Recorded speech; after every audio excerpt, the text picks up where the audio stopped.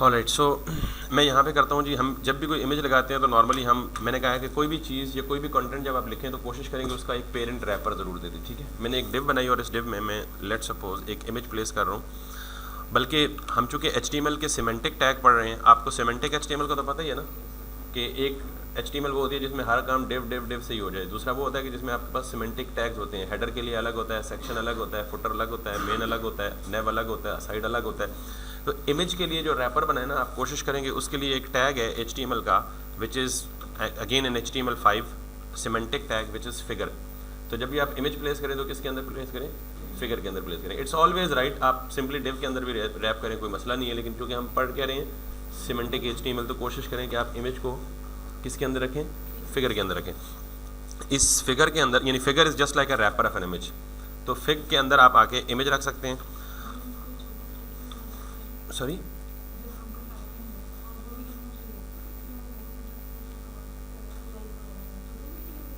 अच्छा, ये चीज़ें अपनी प्रेफरेंस पे डिपेंड करती हैं। आपने लेट सपोज फिगर का टैग डिस्कस कर लिया, पढ़ भी लिया, पर्पस भी पढ़ लिया, अब ये ज़रूरी नहीं है कि आप इसे करें, आप इसे बिल्कुल भी ना करें, कोई मसला नहीं है, इसका कोई ऐसा, ये आपकी मीनिंग या आपकी अंडरस्टैंडिंग के लिए। तो आप पहली बात ये है कि आइकन को बतौर इमेज हम यूज़ करना ही नॉट रिकमेंड करते हैं।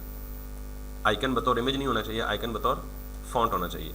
तो अगर तो आइकन को बतौर इमेज यूज़ कर रहे हैं तो yes you can do that, but वो इतनी छोटी मोटी चीज़ों के लिए फिर इतने ज़्यादा रैपर्स भी नहीं बनाने चाहिए, क्योंकि बहुत ज़्यादा रैपर्स बनाने में भी बहुत ज़्यादा डिव्स या बहुत ज़्यादा HTML एलिमेंट्स भी प्लेस करने से गुरेज करना चाहिए। नहीं कि हर चीज़ को उठा के एक रैपर में डाल दें। खैर, ये चीज़ें आपके साथ साथ ग्रो करेंगी, लेकिन in short your answer should be like कि नहीं करना चाहिए। लेट सपोज आप एक लिस्ट डाल रहे हैं UL, और उस UL के अंदर 6 LIs हैं और हर LI में एक आइकन पड़ा हुआ है, तो ये कितना कॉम्प्लेक्स हो जाएगा कि अगर आप UL डालें, UL के अंदर LI डालें और हर LI के अंदर एक फिगर डालें और हर फिगर के अंदर एक इमेज डालें, which will grow your code unnecessarily. ठीक, तो आप मतलब 6 या 7 फिग टैग्स वैसे ही खामखा डाल रहे हैं, हालांकि आपको पता है कि आप अगर LI के अंदर डायरेक्ट इमेज प्लेस कर दें तो LI will play a parent role of fig, तो उसके अंदर जब तक कोई ख़ास ज़रूरत नहीं है आपको अलग से पेरेंट देने की, तो ऐसा ना करें। ठीक, लेकिन अगर इस तरह की कोई सेक्शन में इमेज आ रहा हो, किसी कार्ड में इमेज आ रहा हो, कहीं और चीज़ प्लेस हो रही हो जहां आपको इमेज के ऊपर रैपर देना ज़रूरी हो, अभी ये मैं जस्टिफाई करूंगा कि मैंने फिग कैप्शन यानी इमेज का डायरेक्ट क्यों नहीं दिया, इसको एक रैपर के अंदर क्यों बताया, इसका ताल्लुक भी एस्पेक्ट रेशो से है जो इसके बाद टॉपिक आना है, that's why I placed it inside it. लेकिन आइकन्स नॉर्मली रीसाइजिंग में डिस्टर्बेंस नहीं होती, क्योंकि एस्पेक्ट रेशो का वंस अगेन ताल्लुक रीसाइजिंग, मैं थोड़ा सा आगे चला जाऊँगा उसका जवाब मजीद डिटेल से दे दूंगा, अभी मैं डी ट्रैक हो जाऊँगा उसकी डिस्क्रिप्शन देते रहते, क्योंकि अभी मैं एस्पेक्ट रेशो को बात नहीं कर रहा उस पर। सो मैंने इमेज को रैप कर दिया फिगर के अंदर। अब अगर मैं यहाँ पे let suppose there is nothing wrong with my image, ठीक है, ये बिल्कुल सही अपीयर होगा, लेकिन अब प्रॉब्लम ये है कि ऐसा अक्सर होता है कि आपका इमेज बहुत बड़ा है और आपको ये इमेज एक छोटी सी जगह पे प्लेस करना है। ठीक, ये एक कंटेनर में प्लेस करना है जिस कंटेनर की विड्थ है 500 by 500 पेरेंट की। ठीक है, so let me simulate the problem actually first and then will tell you the solution. मैं यहाँ पे फिगर हमारा क्या है, एक टैग का नेम है, इसके साथ डॉट या हैश की ज़रूरत नहीं है, मैं इसको दे देता हूँ जी विड्थ। अब मैं सिर्फ विड्थ दूंगा, हाइट नहीं दूंगा, 500 पिक्सेल्स। तो आप देखेंगे कि still nothing got wrong with my image. ठीक है, शायद मैंने कनेक्ट नहीं किया दोनों को, ओके यस। तो मैंने फिगर के अंदर इमेज, तो nothing should get wrong with the image apparently, कोई इमेज कंप्रेस भी नहीं हुआ, ख़राब भी नहीं हुआ, क्वालिटी भी नहीं हुई, कुछ भी नहीं हुआ। लेकिन आप ये अंदाज़ा करें कि मैंने क्या दिया, सिर्फ विड्थ दी, तो हाइट खुद बहुत रिड्यूस होगी,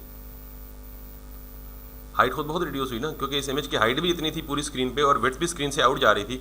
मैंने सिर्फ विड्थ दी तो इमेज ने हाइट को क्या कर लिया, ऑटो एडजस्ट कर लिया। ये डिफ़ॉल्ट बिहेवियर है। जब भी आप किसी इमेज की विड्थ चेंज करेंगे तो एस्पेक्ट रेशो को फॉलो करते हुए height would be adjusted automatically along the width.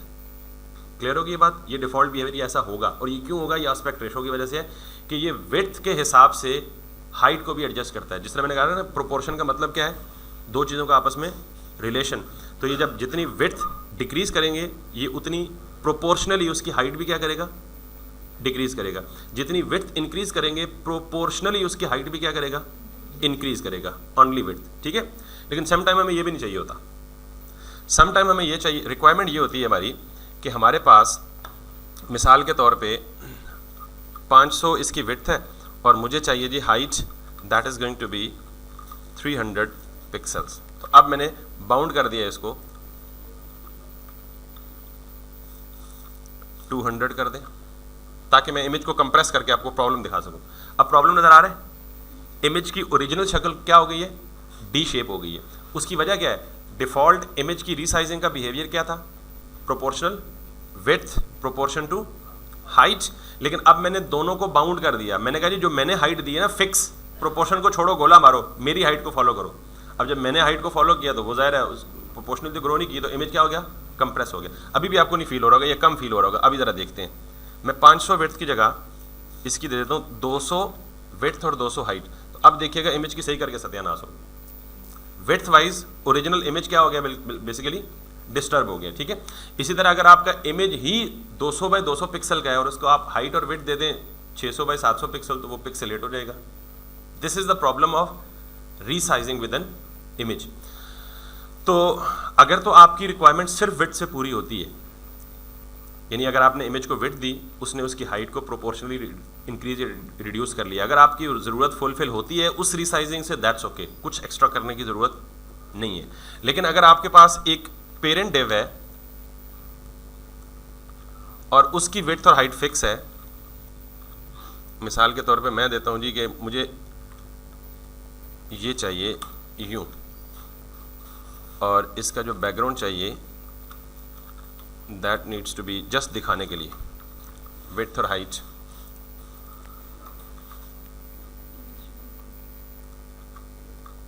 ये। अब वो जो कंटेनर था वो 200 बाई 200 पिक्सल ही है, लेकिन जो इमेज है वो क्या कर गया, उससे एक्सप्लोड कर गया, ओवरफ्लो गया, बाहर चला गया। इसके लिए 2-3 काम है।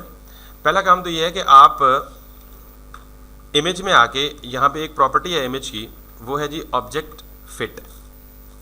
ठीक, इस ऑब्जेक्ट फिट की ये ऑब्जेक्ट फिट की प्रॉपर्टी पहली बात है कि इमेज के ऊपर है, इमेज के ऊपर लगती है। ठीक है, या बाकी इमेज के अलावा भी ऑब्जेक्ट्स हो सकते हैं, मतलब वीडियो ऑब्जेक्ट है, कुछ और भी मल्टीमीडिया ऑब्जेक्ट्स है, लेकिन हम सिर्फ इमेज की बात कर रहे हैं।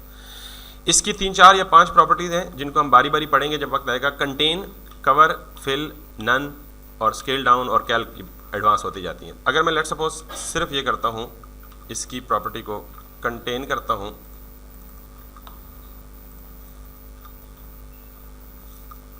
इसको मैं कर देता हूँ जी विड्थ 100%, तो ये किसकी 100% होगी, पेरेंट की 100%। ठीक है, और हाइट किसकी 100% होगी, पेरेंट की 100%। इसका मतलब दूसरे अल्फाज में कुछ नहीं है, अगर मैं पेरेंट को 200 बाई 200 पिक्सल देता हूँ और चाइल्ड को 100% देता हूँ, तो इसका मतलब ये है कि इसकी विड्थ भी बेसिकली क्या है, 200 बाई 200 ही है। चाइल्ड के 100% का मतलब ये किसका 100% उठाएगा, पेरेंट का 100% उठाएगा। तो इस वक्त 100% ऑफ 200 पिक्सल है। दूसरे अल्फाज में या आसान अल्फाज में इसका मतलब ये समझ लें कि जो इमेज है इसकी विड्थ भी क्या है, 200 पिक्सल बाय 200 पिक्सल है। तो अगर तो मैं ये प्रॉपर्टी ना देता तो इसका डिफ़ॉल्ट बिहेवियर क्या होता, 100% का मतलब ये है ना कि पेरेंट की विड्थ भी 100% ले लो, पेरेंट की हाइट भी 100% ले लो, तो इमेज की ओरिजिनल क्वालिटी क्या हो गई है, डिस्टर्ब हो गई है, बिकॉज इमेज की डायमेंशंस तो कुछ और थी। अब इस डिस्टर्बेंस से बचाने के लिए हमारे पास ये प्रॉपर्टी आती है which says object fit cover. अब एक बात का आपको अंदाजा हो गया, अच्छा पहले मैंने कंटेन बतानी थी।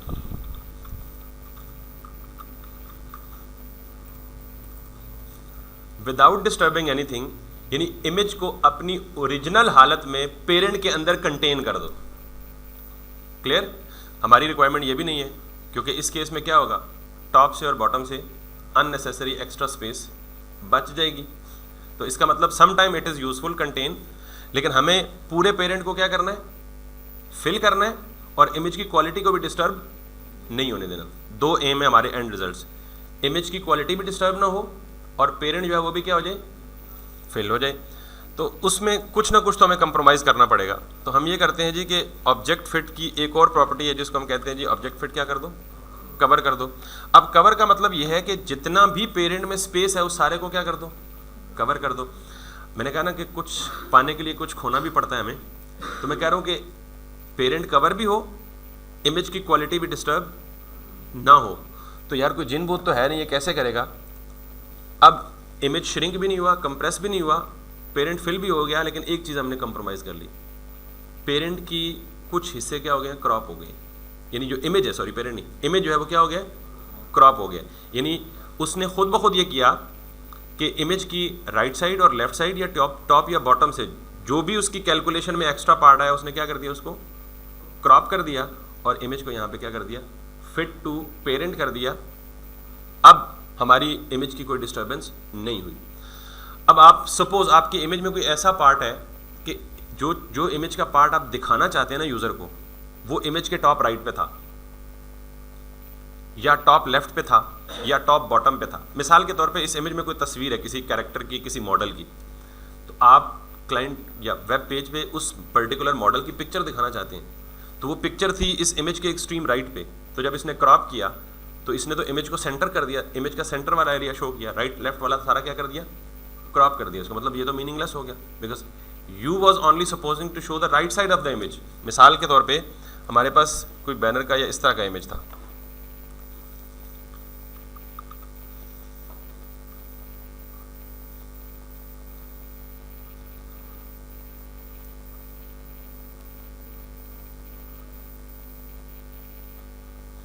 ये इमेज मिसाल के तौर पर ले लेते हैं ये।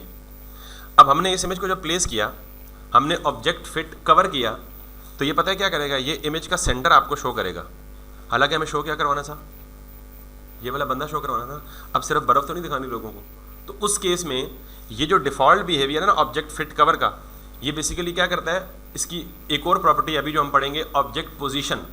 तो डिफ़ॉल्ट पोजीशन किसको दे देता है, इमेज की सेंटर लोकेशन को। डिफ़ॉल्ट पोजीशन यानी साइडों को क्रॉप करता है और शो इमेज का कौन सा वाला पार्ट करता है, सेंटर वाला पार्ट। अब मुझे अगर इस तरह का इमेज है तो मुझे इमेज का कौन सा वाला पार्ट दिखाना है, राइट साइड वाला पार्ट दिखाना है। मैं चाहता हूँ यार क्रॉप बेशक कर दे, अब मजबूरी है, जगह ही छोटी है, क्रॉप तो करना पड़ेगा। तो ये क्रॉप कौन सा वाला करे, लेफ्ट वाला करे, राइट वाला शो करे। तो फिर मुझे यहाँ पे एक सेकंड प्रॉपर्टी देनी है इसको, और उसको देनी है जी ऑब्जेक्ट पोजीशन। अब यहाँ पे दो चीज़ें दे सकते हैं, मैं कहता हूँ जी पहली देता हूँ टॉप और दूसरी देता हूँ राइट। यानी टॉप राइट वाला जो एरिया है उसको फिट करो, बाकी लेफ्ट वाले पे जो लेफ्ट वाला जो एरिया है उसको क्या कर दो, क्रॉप कर दो। तो आप यानी जैसे मैंने कहा ना, कुछ पाने के लिए कुछ खोना पड़ता है, कुछ चीज़ों की सेक्रीफाइस तो करनी पड़ती है। तो आप देख रहे हैं इमेज उसने क्रॉप किया, लेकिन इमेज का कौन सा वाला पार्ट जो है वो इस कैनवस में लाया, टॉप राइट वाला। इसी तरह ये आप बॉटम राइट कर सकते हैं, बॉटम लेफ्ट कर सकते हैं, लेफ्ट टॉप कर सकते हैं। यानी ये जब आपके पास या आपके सामने कोई इमेज आएगा, उस इमेज को आप रिसाइज करके एक फिट कंटेनर में लाना चाहेंगे, फिर आपके लिए डिसाइड करना मुश्किल होगा कि which part of the image is suppose to be actually shown, या which part of the image is to be focused, image के किस हिस्से को फोकस करना है। तो ऑब्जेक्ट फिट कवर क्या करेगा, इमेज को आपके अवेलेबल कंटेनर के अंदर क्या कर देगा, फिट कर देगा।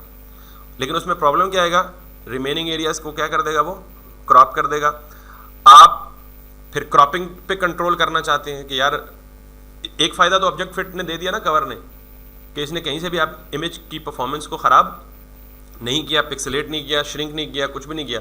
लेकिन दूसरी तरफ हमें क्रॉप कर दिया, तो फिर क्रॉप के लिए जो सेकंड प्रॉपर्टी है ऑब्जेक्ट पोजीशन, वो आप चाहें तो उस पर्टिकुलर इमेज का टॉप राइट दिखाना चाहें, टॉप बॉटम दिखाना चाहें, टॉप लेफ्ट दिखाना चाहें, व्हाट्सोएवर, जब आप इमेज चूज़ करते हैं तो आपको खुद पता होता है। क्लियर होगी ये बात, ये इमेज की जो है वो प्रॉपर्टी। अच्छा, इसका एक्चुअल यूज़ केस क्या है, इसका जो एक्चुअल यूज़ केस है ना, अभी मैंने आपको एक डिज़ाइन दिया था जिसमें तमाम के तमाम डॉक्टर्स के इमेजेस शो हो रहे थे, और अभी तक जब तक ऑब्जेक्ट फिट और ऑब्जेक्ट पोजीशन की प्रॉपर्टीज़ दो इमेज की नहीं पढ़ाई थी, तो अभी तक आपसे मुझे क्या एक्सपेक्टेशंस थी कि आप क्या करेंगे, दो हल, या तो इमेज की हाइट और विड्थ फिक्स कर लेंगे, ठीक। अब अगर फिक्स करेंगे तो प्रॉब्लम क्या आएगा कि आपको तमाम के तमाम इमेजेस किसी फ़ोटो एडिटिंग टूल में जाके सेम साइज़ के क्रॉप करने पड़ेंगे। यानी अगर आपको फोटोशॉप आता है तो आप डॉक्टर्स, यानी 10 डॉक्टर के इमेजेस लगाने हैं हमें, तो 10 के 10 डॉक्टर के इमेजेस जाके आपको क्या करने पड़ते हैं, पहले पास से सेम साइज़ में क्रॉप करने पड़ते हैं, विच इज़ ट्रिकी। मतलब you are the web developer not the graphic designer, ठीक। एक हाल तो ये था। दूसरा हाल ये था कि आप irrespective of the quality of the image, width और हाइट फिक्स दे देते तो फिर कोई डॉक्टर यूँ हुआ होता, कोई यूँ हुआ होता, ठीक है। कोई बेचारा मोटा था तो पतला हो चुका होता, जो पतला था तो मोटा हो चुका होता, डिपेंडिंग ऑन द साइज, वो भी प्रॉब्लम था। तो फिर आपको क्या करना है कि हल कि आपके पास जिस मर्जी का साइज़ का इमेज है, आप सारे इमेजेस को एक पेरेंट में रखें, पेरेंट को जाके फिक्स साइज़ दे दें। पहले इससे मना किया था कि आप हाइट और वेट नहीं देंगे, अब साथ बता रहा हूँ कि अगर आपकी रिक्वायरमेंट है कि आपने सेम साइज़ के इमेज लगाने और यूज़ केस आपके सामने जो आपको टास्क दिया था कि सारे डॉक्टर के इमेजेस शुड बी सेम, तो आपने उनको क्या रखना है, एक पेरेंट में रखना है और पेरेंट को क्या साइज़ दे देना है, फिक्स, जो भी हाइट और विड्थ रिक्वायर्ड है। और फिर जब आप फिक्स हाइट और विड्थ देंगे तो इमेजेस को अगर आप 100% हाइट विड्थ दे के कंटेनर में फिट करेंगे तो डिस्टर्ब होगा फिर, यानी या तो इमेज कंप्रेस हो जाएगा या वो क्या हो जाएगा, बहुत ज़्यादा एक्सटेंड हो जाएगा। तो उसके लिए फिर आप क्या करेंगे, ऑब्जेक्ट फिट कवर और ऑब्जेक्ट पोजीशन। मैंने यहाँ पे क्या किया है, टॉप टॉप, आप यहाँ पे क्या कर सकते हैं, सेंटर एंड सेंटर। और इमेज जो चूज़ करेंगे उसमें ऑब्वियसली जब आप पासपोर्ट साइज पिक्चर लेते हैं तो बंदा वैसे ही सेंटर में होता है, तो आप ऑब्जेक्ट पोजीशन सेंटर सेंटर करेंगे तो ये इमेज के कौन से पार्ट को फोकस करेगा, सेंटर वाले पार्ट को फोकस करेगा, और रिमेनिंग एरिया जो एक्स्ट्रा है उसको क्या कर देगा, खुद ही कट कर देगा या क्रॉप कर देगा। And this is how actually we work and we deal with the images. ये आपका भी गालिबन क्वेश्चन था बहुत पहले, इमेजेस को कैसे रिसाइज करना। क्लियर होगी बात, यहाँ तक कोई इशू तो नहीं है, बड़ी सिंपल सी चीज़ है ना simple.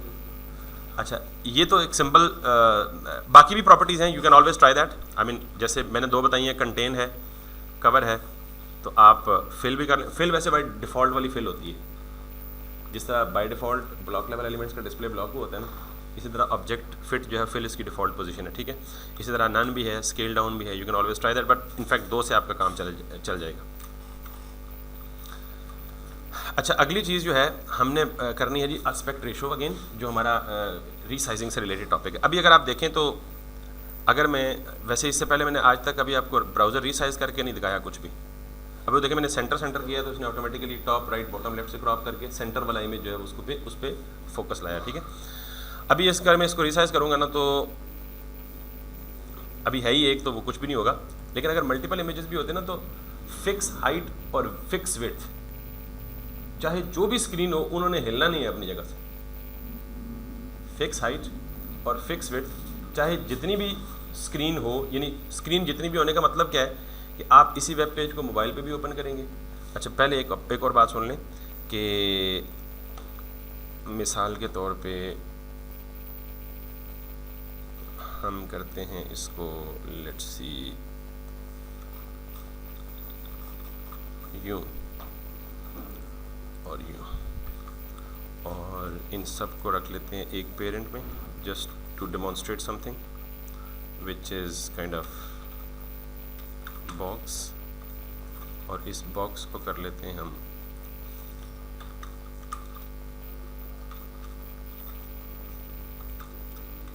Display flex, just to show you actually something, ठीक। अब देख लें अगर वो फ्लेक्स की वजह से कोई कंटेंट श्रिंक या एक्सपेंड भी हो रहा है ना तो इमेज डिस्टर्ब नहीं हो रहा, क्रॉप ज़रूर हो है, डिस्टर्ब नहीं हो रहा, ठीक है। जो चीज़ बतानी है वो ये कि आज के बाद हमने ये इंस्पेक्ट, आज से पहले हमने इंस्पेक्ट में सिर्फ एक चीज़ पढ़ी थी, और वो basically even at this level हमारा जो इमेज है स्टिल दैट इज़ कंप्रेस या श्रिंक नहीं हुआ। वो जितना स्क्रीन कम होती जाती है वो उतना क्रॉपिंग करता जाता है, और central part of the image को स्टिल उसने पकड़ के रखा हुआ है। तो खैर ये जो एलिमेंट है ना, इसमें तो हम इंस्पेक्ट करते हैं, किसी भी एलिमेंट पे क्लिक करते हैं तो हमें यहाँ पे स्टाइल शो हो जाते हैं, और हम टेम्परेरी उन स्टाइल को रिफ्लेक्ट करके यहाँ पे इसके साथ ये जो आपको एरर नज़र आ रहा है ना, इसके साथ ये डिवाइसेस है ना, ये मोबाइल के लिए। अगर आप अपने वेब पेज का सेम डिज़ाइन किसी भी मोबाइल डिवाइस पे ओपन करके चेक करना चाह रहे हैं, अब ज़ाहिर है हर वक्त बंदा मोबाइल पे ओपन करके तो नहीं चेक कर सकता कोई भी डिज़ाइन, तो अगर आपने मोबाइल पे व्यू देखना है कि ये मेरी वेबसाइट मोबाइल पे कैसे लगेगी, तो आप इस आइकन पे क्लिक करें और यहाँ टॉप पे जाएं तो ये लिखा हुआ है डायमेंशंस एंड रिस्पॉन्सिव। बेसिकली कोई भी डिवाइस है, कौन सी हो सकती है, या स्मार्टफोन हो सकता है, या टैबलेट हो सकती है, या लैपटॉप हो सकता है, या आपकी डेस्कटॉप स्क्रीन हो सकती है, या आपकी इवन लार्ज कोई इवन बड़ी स्क्रीन हो सकती है। तो यहाँ पे आप वो रेजोल्यूशन देके, हर मोबाइल की रेजोल्यूशन डिफरेंट होती है, तो आपके पास अगर अपना कोई कस्टम मोबाइल है तो आप इसके स्पेक्स में जाके इसकी रेजोल्यूशन चेक करें और यहाँ पे वो रेजोल्यूशन दें, आपकी वेबसाइट उस मोबाइल पे कैसी दिखेगी वो आपको यहाँ पे रिफ्लेक्शन नज़र आ जाएगी। या कुछ मोबाइल ऑलरेडी सैम्पल्स हैं कि आईफोन SE में आपकी वेबसाइट कैसी लगेगी, उसके बाद आईफोन XR में आपकी वेबसाइट कैसे लगेगी, लगेगी नहीं, पता नहीं कहाँ गया सब कुछ, ठीक है। लेकिन this is what we actually visualize the design in the mobile phone devices, ठीक है। इसी तरह X Pro पे कैसे लगेगी, इसी तरह यहाँ पे कैसे लगेगी। So this is how actually we see the design in action in the mobile devices. ये तो अब हम जब भी कभी ब्राउज़र की, अब चूँकि मैं आहिस्ता आहिस्ता बातें करने लगा हूँ ब्राउज़र की रीसाइजिंग की, तो ये बात बताने का मतलब ये है कि जब आप मोबाइल डिवाइसेस पे या दूसरी डिवाइस पे डिज़ाइन चेक करेंगे तो आप यहाँ से इंस्पेक्ट एलिमेंट खोल के इसको यहाँ से रीसाइज करेंगे, छोटा या बड़ा, तो ये आपको अंदाज़ा हो जाएगा कि आपकी ये जो आपका डिज़ाइन है ये डिवाइसेस के अगेंस्ट किस तरह रिस्पॉन्ड करता है, ठीक। तो हम इस पर्टिकुलर टूल को यूज़ करेंगे। अच्छा जी, तो इमेज के मुतालिक ये दो बातें क्लियर हो गई हैं आपको जो मैंने बताई हैं, ऑब्जेक्ट पोजीशन और ऑब्जेक्ट फिट। अगली चीज़ जो है वो है एस्पेक्ट रेशो।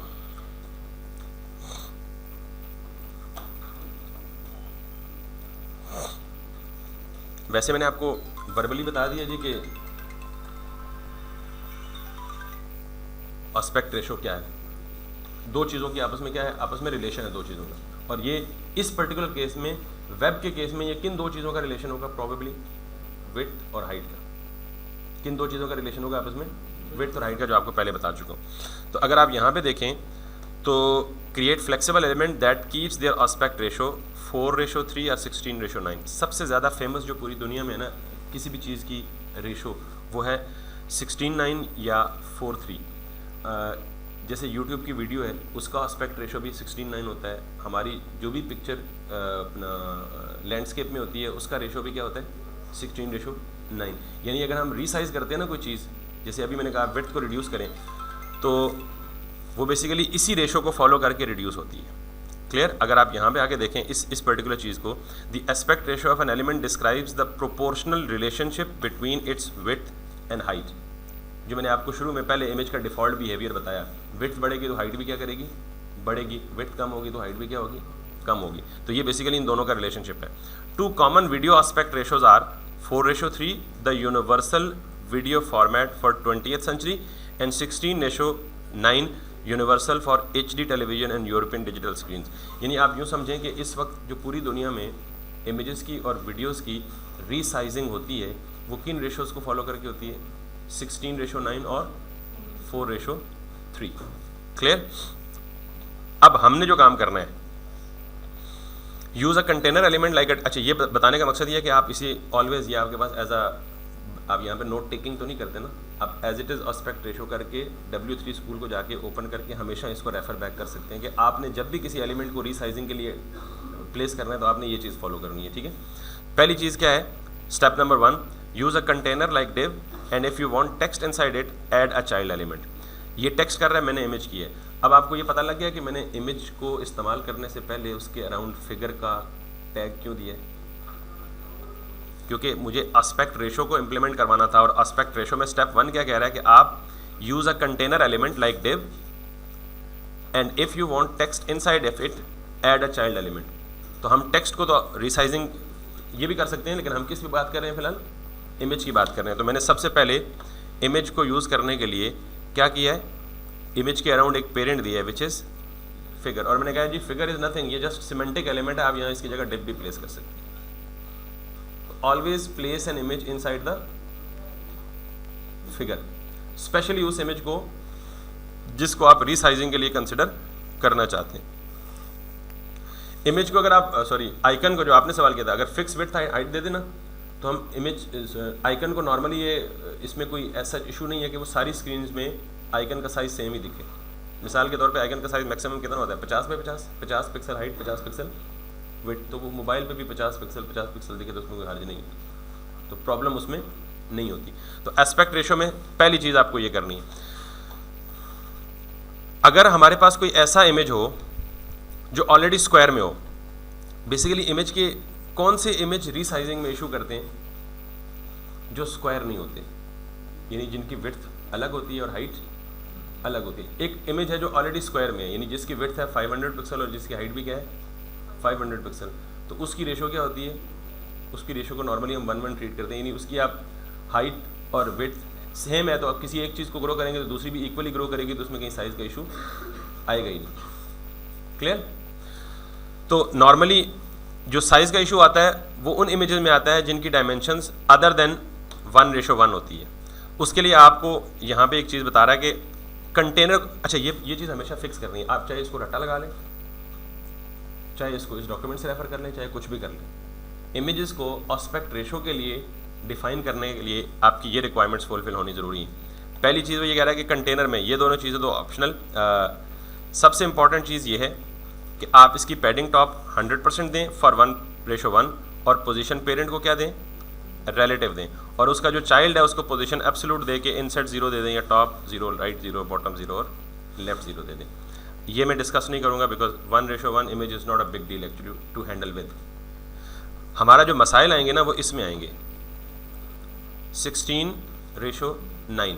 ये कौन से इमेज होते हैं जो नॉर्मली जिनकी विड्थ डिफरेंट होती है और हाइट डिफरेंट होती है रीसाइजिंग में। तो आपने इसके लिए भी क्या करना है, अब इसके लिए सबसे पहले आपने जो पेरेंट दिया ना कंटेनर, उसको पैडिंग देनी है कितनी, 56.25%। ये हमेशा फिक्स देनी है। अब आपका सवाल है जी कि आपको क्या पता ये फिक्स देनी है। अभी मैंने ऊपर, अगर मैं ये वर्बली बता रहा होता ना तो शायद आपको ट्रस्ट ना होता, मैंने इसलिए आपको यूनिवर्सल फॉर्मेट दिखा दिया। यहाँ ये क्या कह रहा है जी कि पूरी दुनिया में जो यूनिवर्सल HD फॉर्मेट है, HD किसको कहते हैं, हाई डेफिनेशन को, फुल HD किसको कहते हैं, फुल हाई डेफिनेशन। आपको पता है ना HD फॉर्मेट क्या होता है, 1080 पिक्सल्स, और फुल HD क्या होता है, 1920 पिक्सल्स। ठीक है, वो कह रही है कि पूरी दुनिया में यूनिवर्सल का मतलब क्या है, पूरी दुनिया में यही फॉर्मेट चलता है 16:9। अब जब भी आप किसी इमेज को एस्पेक्ट रेशो में रखेंगे तो आप पेरेंट को जो पैडिंग टॉप देंगे वो 56.25 देंगे। तो आप मुझे कहेंगे ये फिगर आपके पास कैसे आया, तो ये ऐसे आया कि अगर आप 9 को 16 पे डिवाइड करें तो आपके पास जो आंसर आता है वो ये आता है 56, और अगर आप इसे 100 पे मल्टीप्लाई करें तो क्या बनता है, परसेंटेज में कन्वर्ट करने के लिए 100 पे मल्टीप्लाई करें तो क्या बनता है 56.25। तो जब भी किसी इमेज को प्लेस करें, स्टेप नंबर 1, उसको एक पेरेंट में रैप करें और पेरेंट को पैडिंग टॉप क्या दे दें, 56.25%। कभी ये भूल जाए तो आप 16:9 रेशो को तो रख ही सकते हैं ना जहन में, तो 16 डिवाइड 9/16 करके तो जो भी आंसर आया आप उसको ये रखें। दूसरे नंबर पे अगर आपको 4:3 करनी है, अभी आप 4:3 पे भी नहीं जाएं, अभी आप 1:1 पे भी नहीं जाएं, अभी आप सिर्फ एक बात ध्यान रखें, और वो क्या है 16:9। ठीक है, जब आप वो समझ जाएंगे तो आप ये बाकी दोनों वैसे ही समझ जाएंगे। तो that's why I am not, by the way अगर करनी हो तो ये वही काम है, 3 को 4 पे डिवाइड करें 0.7 आएगा, मल्टीप्लाई बाय 100 करें, जैसे परसेंटेज करते हैं, obtained marks divide by total marks multiply by 100, percentages तो कैलकुलेट कर रहे होते हैं ना। तो बेसिकली ये जो रेशो होती है ये नथिंग, अगर मैं ये लिख दूँ ना 20:10, तो इसका मतलब पता है क्या होता है, 20 डिवाइडेड बाई 10। तो this ratio is actually a division. ये पता है मैथ्स में, ये नहीं पता, रेशो इज नथिंग, ये 2 डॉट रेशो डिवीजन को कहते हैं। कुछ भी लिखा हो, मिसाल के तौर पे यहाँ लिखा हो जी 86:4, तो एक्चुअली मैथ में इसको लिखने का दूसरा तरीका यह है कि 86 को 4 पे डिवाइड कर दें, या वाइसा वर्सा है मेरे ख्याल में, 4 को 86 पे डिवाइड कर दें, कुछ इस तरह से। ठीक है, तो रेशो का मतलब ही बेसिकली होता है। सेकेंड पॉइंट ये है, पहला पॉइंट ये कंटेनर को आप पैडिंग क्या देंगे 56.25, ये सारी रेशोज उसने बयान की हुई हैं। और उसके बाद अगली चीज़ आप यहाँ पे देंगे aspect ratio CSS।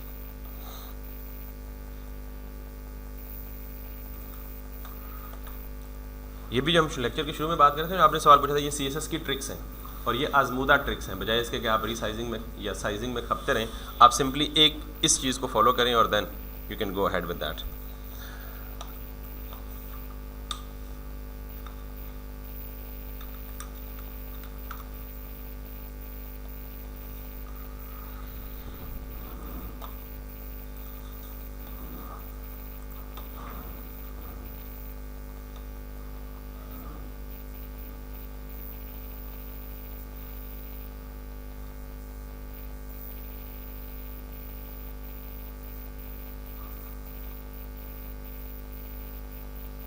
This is what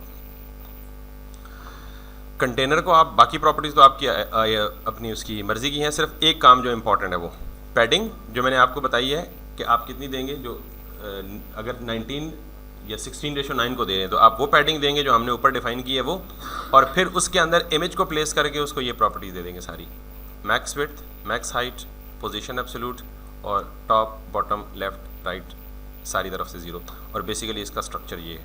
ठीक, तो अब आपको एक चीज़ फॉलो करनी है, सॉरी पोजीशन इसलिए देंगे कि let's make one,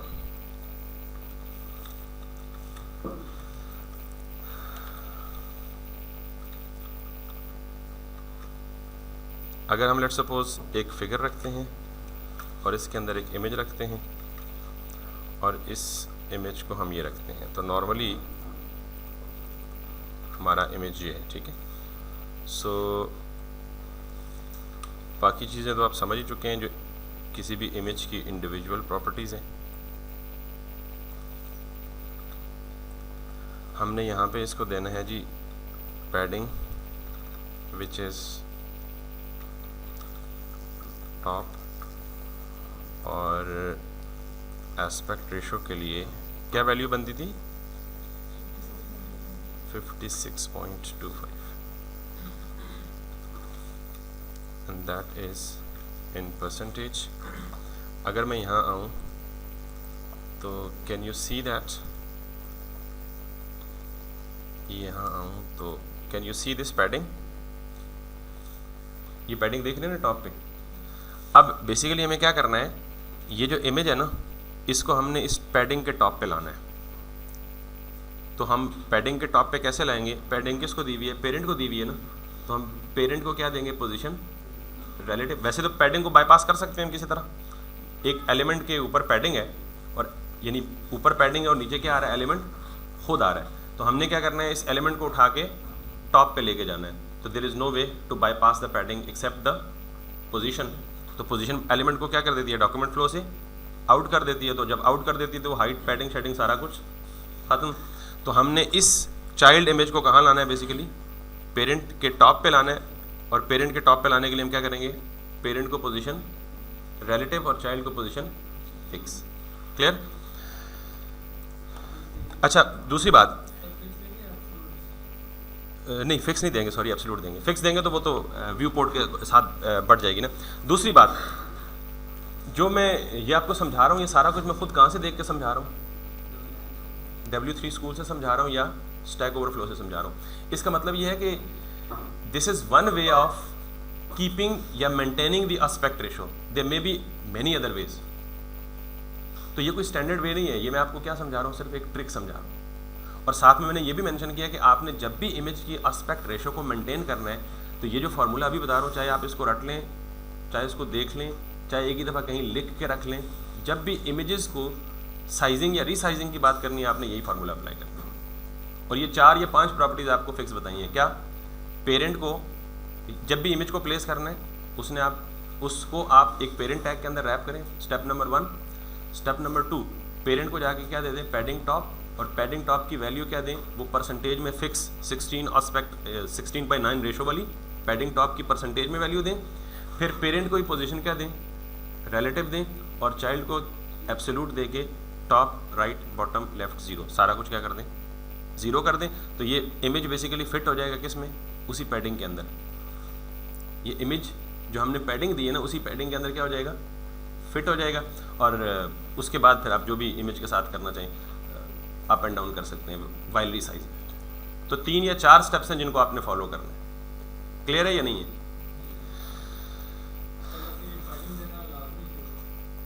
aspect ratio maintain नहीं रहेगी इमेज की इसके बगैर। जो हमारा मेन टॉपिक है वो बेसिकली क्या है, एस्पेक्ट रेशो। और एस्पेक्ट रेशो के लिए जो स्टैंडर्ड हमें दिया गया है वो हम उसको फॉलो कर रहे हैं, दैट्स इट। अगर आपको लेट सपोज पैडिंग नहीं देनी, दूसरा तरीका इसका ये है कि आपको डेस्कटॉप पे इमेज किसी और साइज़ का रखना है, मोबाइल पे किसी और साइज़ का रखना है, किसी टैबलेट पे किसी और साइज़ का रखना है, तो फिर आप मीडिया क्यूरीज के साथ काम करते हैं, जो अभी तक हमने नहीं पढ़ी, लेकिन उससे भी ज़्यादा मौसर और इफेक्टिव तरीका ये।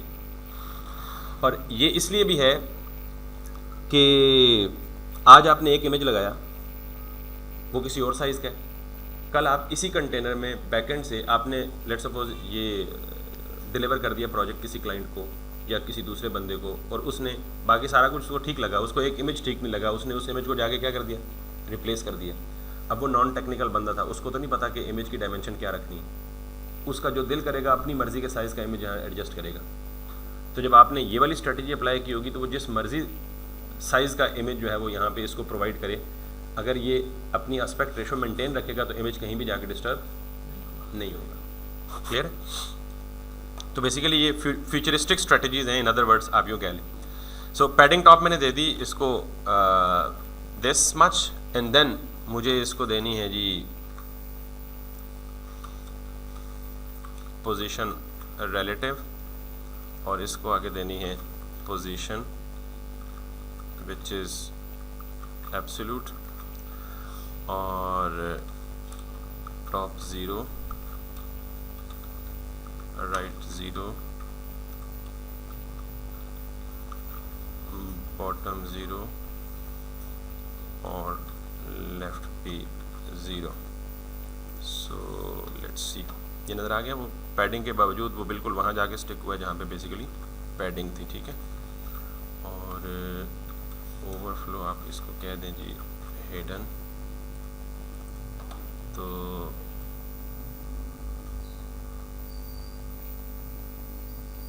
Are you getting the point? This is what actually we wanted to achieve, कि आपका इमेज कहीं भी किसी भी लेवल पे जाके वो नहीं हो रहा, डिस्ट्रैक्ट नहीं हो रहा। अब इसकी फर्दर भी बहुत सारी मैनिपुलेशंस हैं कि इसको इन कॉम्बिनेशन विद जो दूसरी प्रॉपर्टीज पढ़ाई हैं आपको, ऑब्जेक्ट फिट और ऑब्जेक्ट पोजीशन, इसको उसके साथ कंबाइन करके यूज़ करेंगे तो देन आपको अपनी मर्ज़ी का एरिया जो है वो ऑलवेज सेंट्रलाइज्ड लगेगा।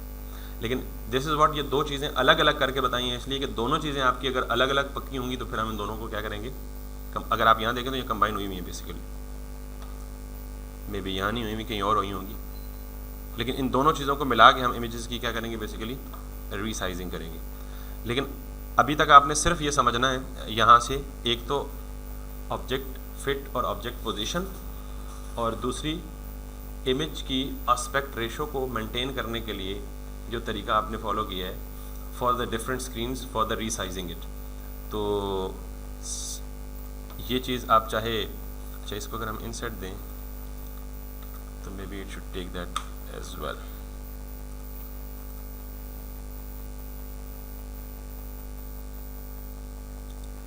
एग्जैक्टली यही चीज़ अब जब मैं लेआउट बनाऊंगा ना तो मैं यूज़ करूंगा और उस वक्त एक्सप्लेन नहीं करूंगा। क्लियर हो ये बात? अगर आप यहाँ पे जाएं, लेट्स सपोज BBC पे, और I have seen the same technique being applied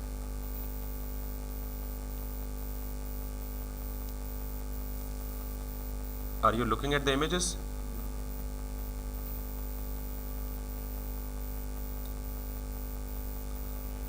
same technique apply हुई है। हमारा एंड रिजल्ट हमें अचीव ये करना है। सॉरी, हाँ, इन पर्टिकुलर केसेस के लिए नॉर्मली हमारे पास अगर इमेज, क्योंकि आप एक केस समझ गए ना, जैसे मैंने आपको कहा, अभी आप, मुझे पता है कि 100% नहीं समझे होंगे, अभी तक सिर्फ मेरी कहानी ही सुनी है आपने। एक दफ़ा इसको खुद अपने आप से इम्प्लीमेंट करेंगे फिर आप समझ जाइए। हमारे पास इमेजेस की 2-3 रेशोज़ बहुत कॉमन है, उनमें से सबसे ज़्यादा कॉमन रेशो आपकी 16:9 है। और ये मैं नहीं कह रहा, ये मैंने आपको इसलिए पहले यहाँ डॉक्यूमेंट खोल के बताया कि आपकी ये रेशो मोस्ट कॉमन है, यूनिवर्सल है। इसके अलावा कॉमन रेशोज़ उसने खुद डिस्कस की हुई हैं। 1:1 नॉर्मली स्क्वायर इमेज होता है, 16:9 जो हमने डिस्कस की है, 4:3। इन सारे कामों में आपको सिर्फ एक चीज़ चेंज करनी है, और वो क्या चीज़ चेंज करनी है? Padding top. तो अगर आप एक चीज़ समझ गए ना एस्पेक्ट रेशो की, आप सारी, यानी हर इमेजेस के लिए आप डिफरेंट इमेजेस डिफरेंट एरिया में होंगे ना, different sections of the web में होंगे, तो हम उनको डेफिनेटली डिफरेंट तरीके से एस्पेक्ट रेशो करके, मिसाल के तौर पे आपका एक सेक्शन है जिसमें आपका सिर्फ शो हो रहे हैं faculty members, let me stop the recording.